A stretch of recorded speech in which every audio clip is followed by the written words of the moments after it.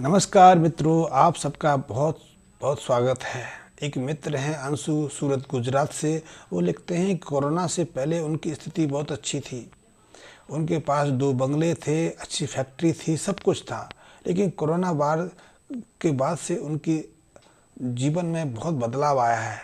एक तो सारा व्यापार चौपट हो गया, उल्टा उनके ऊपर करोड़ों का कर्ज आ गया। इससे वो मानसिक रूप से बहुत विचलित रहते हैं। कभी कभी लगता है कि जीवन को समाप्त कर लिया जाए।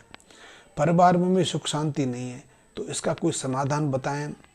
तो अंशु जी, सबसे पहले तो आपकी जन्म कुंडली का जो सप्तम स्थान है वो अशुभ ग्रहों से पीड़ित हो गया है। ऐसे में तरक्की, उन्नति, व्यापार में एकाएक गिरावट का दौर शुरू हो जाता है।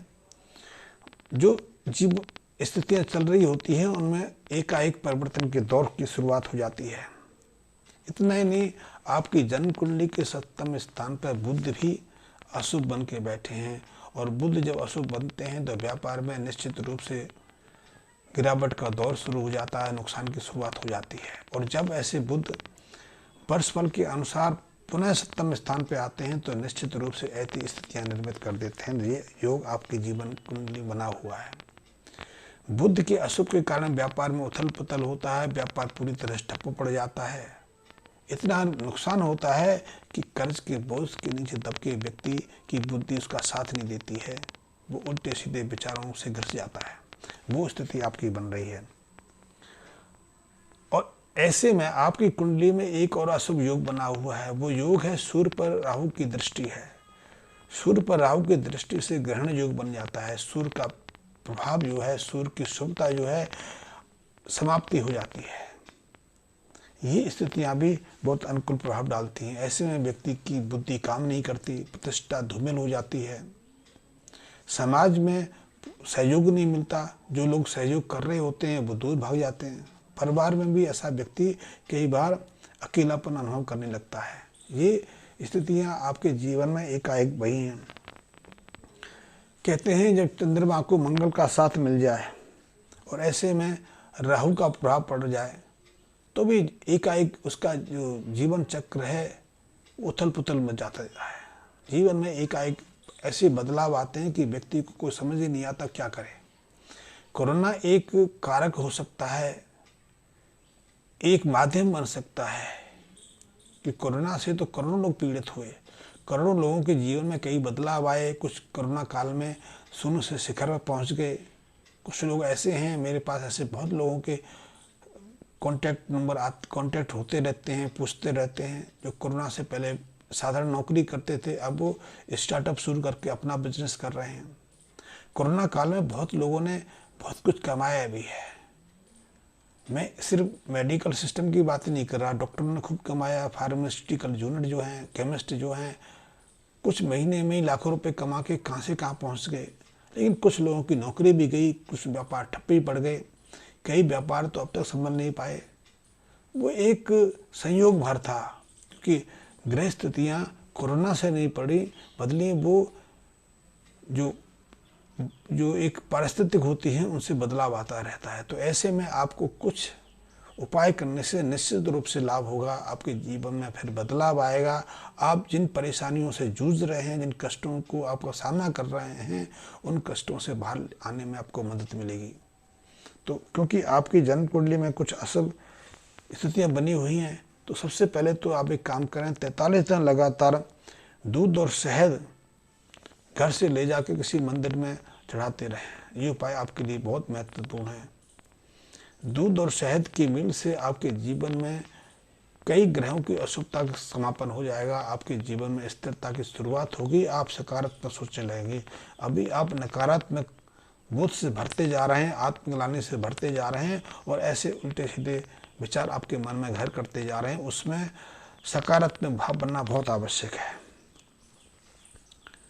यदि इस उपाय को आप मंगलवार के दिन करेंगे तो इसका विशेष लाभ मिलेगा, क्योंकि इसमें मंगल का सहयोग भी आपको मिल जाएगा। मंगल और चंद्र मेल से लक्ष्मी योग बनता है। लक्ष्मी योग धन के कारक भी है, मानसिक संतुष्टि के कारक है, और परिवार के पूर्ण सहयोग के कारक भी है। इस चंद्र मंगल के मेल से परिवार के साथ में समाज का पूरा सहयोग भी मिलेगा, और यहाँ आप व्यापार करते रहें वो व्यापारिक मित्रों का भी पूरा सहयोग आपको मिलने लगेगा। आप पूरा पुनः दोबारा से अपने पैरों पर खड़े हो पाएंगे।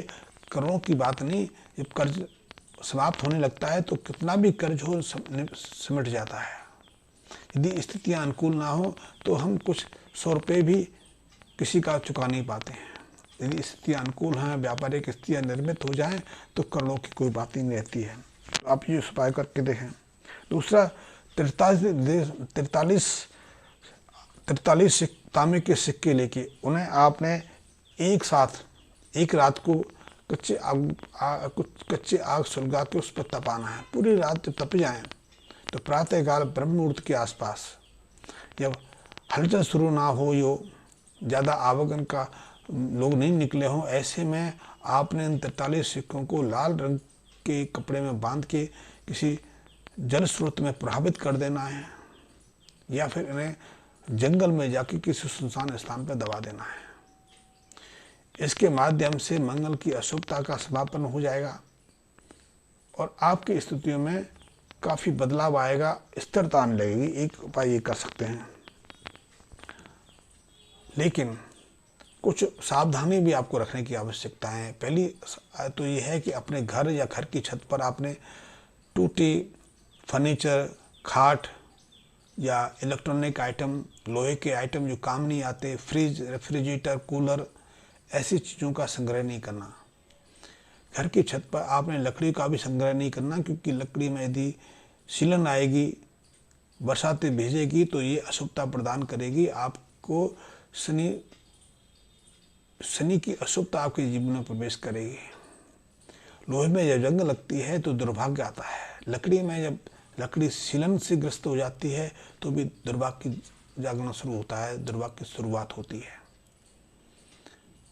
तो आप अपने छत के ऊपर ऐसे कबाड़ को इकट्ठा ना करें, खास करके लोहा लकड़ी को तो वहाँ इकट्ठा ही होने दें, और अन्य जो अनावश्यक चीज़ें उनका संग्रह भी ना होने दें। अपनी घर की छत पर पलंग, खाट, फर्नीचर जो काम नहीं आता है उसको इकट्ठा ना रखें, ये दुर्भाग्य का सूचक है। इस उपाय को भी ध्यान रखें। इसके अलावा अपने बाथरूम को, अपने टॉयलेट को साफ रखें, उसमें गंदगी ना आने दें, लेकिन उसकी मरम्मत ना कराएं। यदि उसमें पानी टपकता है, नल खराब है, तो उनको भी ठीक करा लें। इसके साथ में यदि आपके घर में, आपके कमरे में सीलन आने लगी है, मकड़ी जाली बनाने लगे हैं, आपके पलंग के सिराओं पर मिट्टी जमने लगी है, तो उसको भी साफ करते रहें। ऐसी स्थितियां निर्मित ना रहें, अन्यथा आपको जीवन में राहु का प्रवेश होगा और आपकी जो स्थितियां हैं और दुर्गम, कठिन होती चली जाएंगी। इनके साथ में एक काम और भी करें, वो बहुत महत्वपूर्ण काम है। वो काम ये है कि आप जो नारियल होता है, गोला होता है, जिसे हम घिस के हलवा आदमी प्रयोग करते हैं, लड्डू बनाते हैं, या यदि हमारे घर में कोई मेहमान आता है, दामाद आता है, कोई विशेष आतिथ्य जिसको हम देते हैं, या बहन के घर भाई आता है तो विदाई में दे देते हैं, उसको नारियल कहा जाता है, गोला कहते हैं।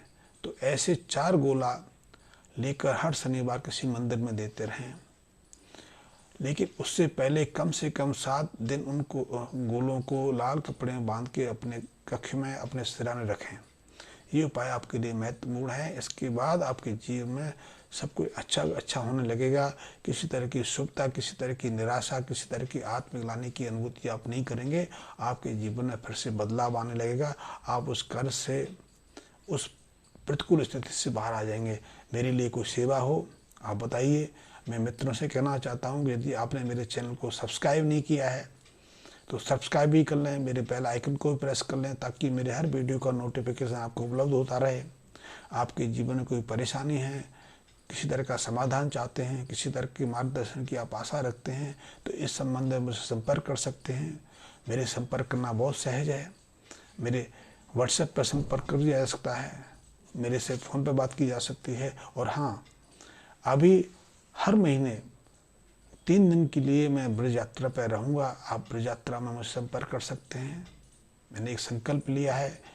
मेरे एक गुरु सदृश एक संत हैं राधिका दास बाबा, उनके माध्यम से मैंने प्रयास किया है कि जितना संभव हो पाए मैं लोगों की सेवा कर सकूं। तो इसके निमित्त जिन बहन बेटियों की शादी नहीं हो पा रही है, जिनकी उम्र 25 साल से ऊपर हो गई है, वो निःशुल्क विवाह वादक मुद्रिका हमसे ले सकते हैं, ग्रहण कर सकते हैं। उससे पहले वो अपनी डिटेल हमें भेज दें ताकि हम उनके अनुकूल ऐसी मुद्रिका निर्मित करके उनको दे सकें। अन्य कोई सेवा हो तो मुझे अवश्य बताएं। धन्यवाद।